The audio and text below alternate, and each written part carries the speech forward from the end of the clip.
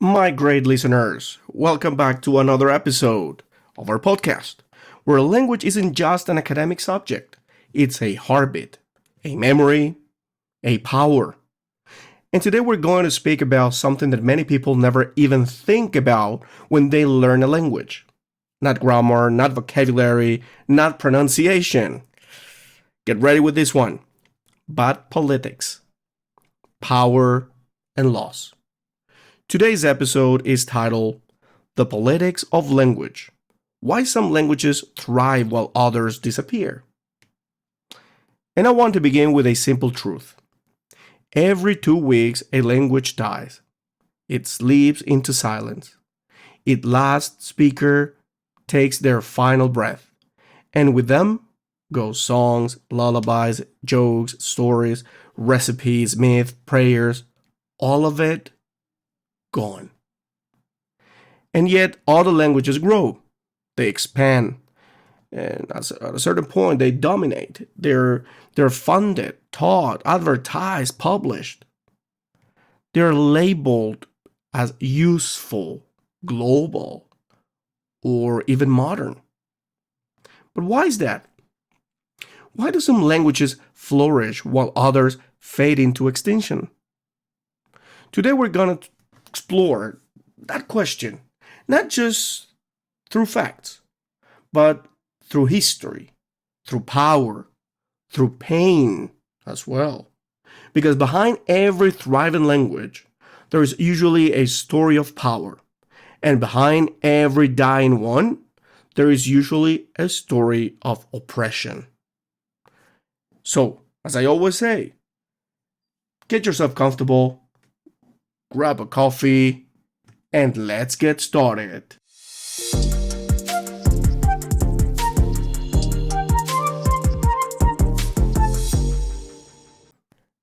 Let's first ask the question, the most important one. What does it mean for a language to disappear? A language dies when it is no longer spoken as a mother tongue, when children no longer learn it, when it becomes a thing of the past, preserved in dictionaries, audio archives, and the fading memories of elders.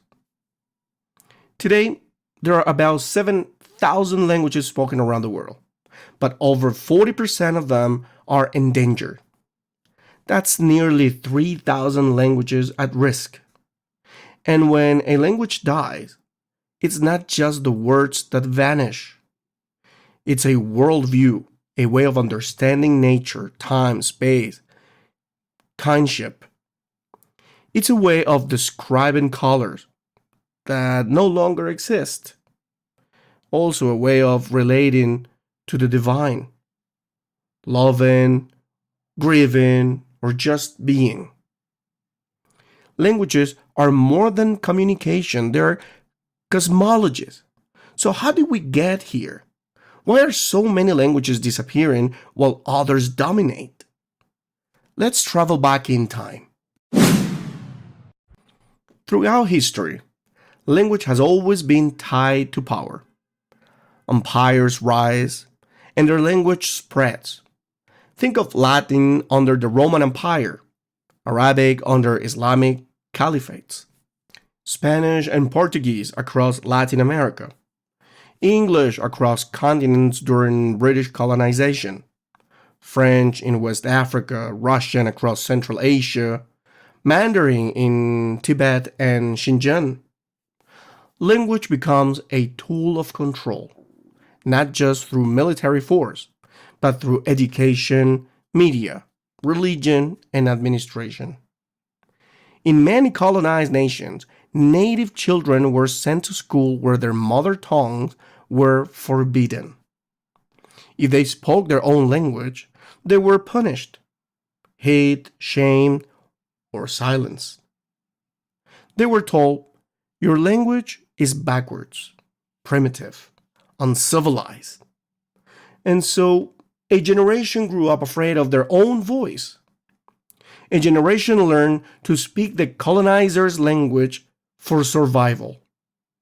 And by the time they became parents, they didn't pass on the language. Not because they didn't love it, but because they wanted their children to succeed, to belong, or even to be safe. And this is how languages die. Not from disinterest, but from violence, shame, and fear.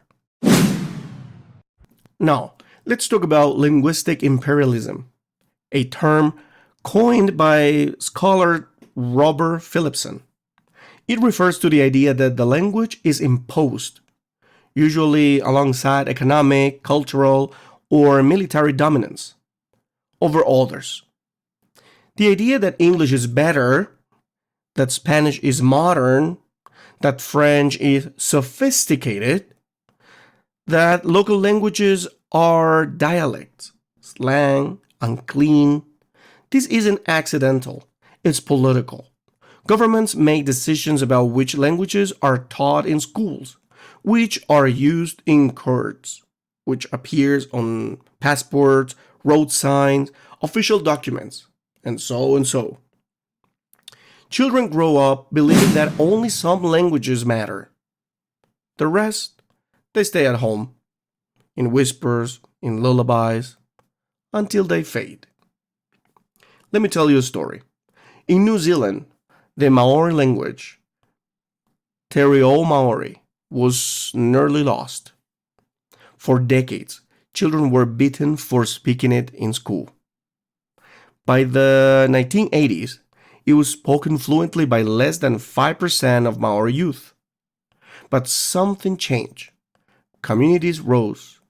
They created language nest, Kohangario, early childhood centers where only Maori was spoken. Grandparents taught these ones, parents supported, and children thrive. And today, there's a resurgence. Maori is taught in schools. It's on TV, in music, and now also in parliament. But it took decades. It took decades. And a fight. Because once a language falls out of intergenerational transmission, reviving, it's like reviving a dying tree.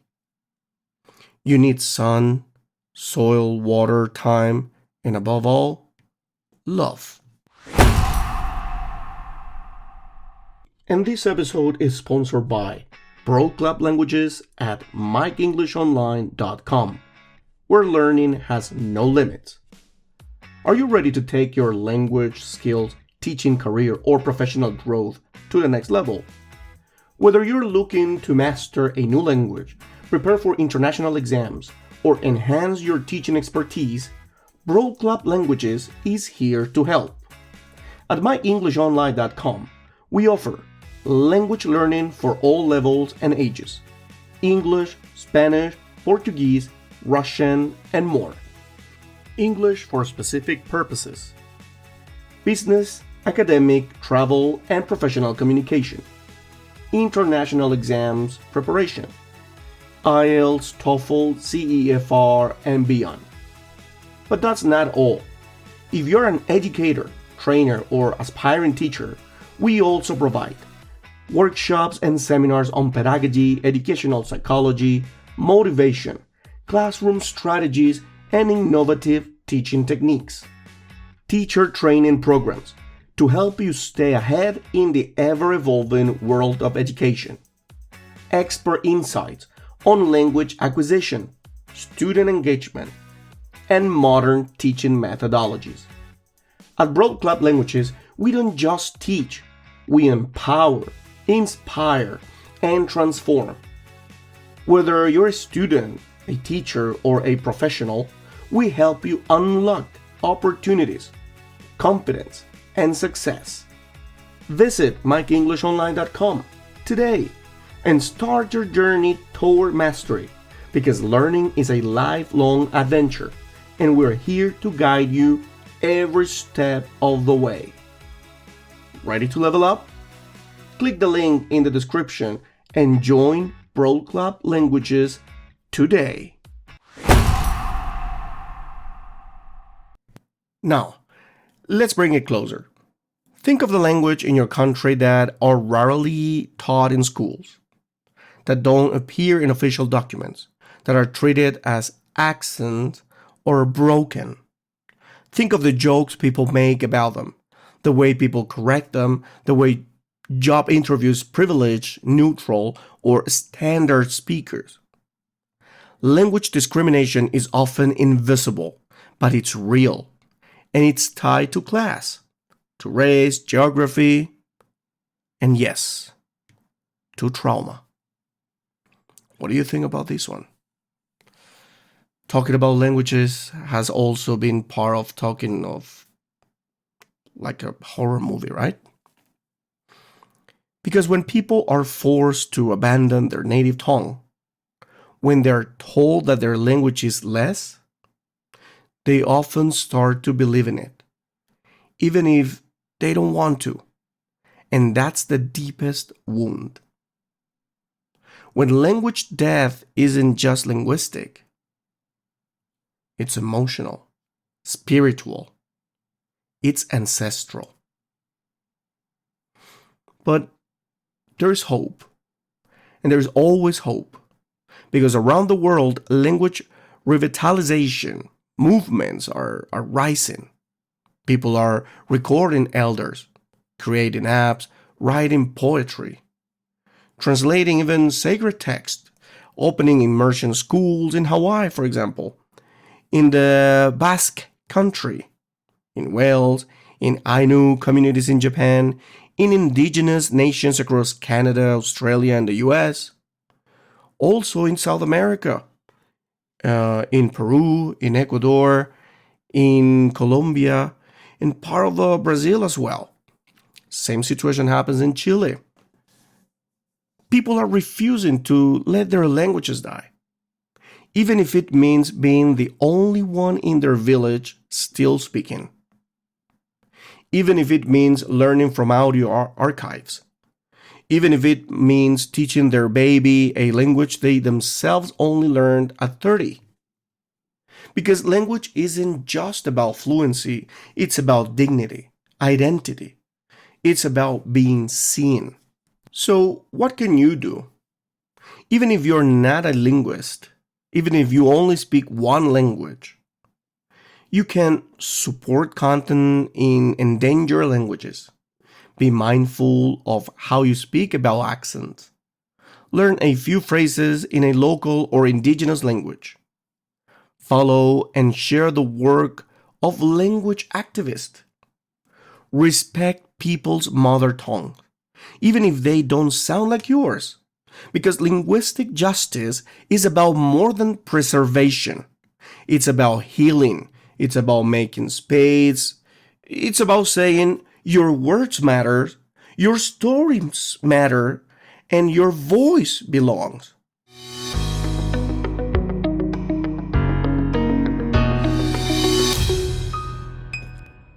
And as you walk through the world, listen more closely to the sounds that are fading, to the languages hidden beneath the surface. Because every time you honor a language that's been silenced, you're planting a seed of memory, of justice, of connection. Some languages thrive because they were allowed to. Others disappear because they were forced to. But we can be part of the repair, of the remembrance, of that revival. And well, my wonderful listeners, we just got to the end of this very deep and insightful episode. I really hope you enjoy it. And yes, this is something that really matters.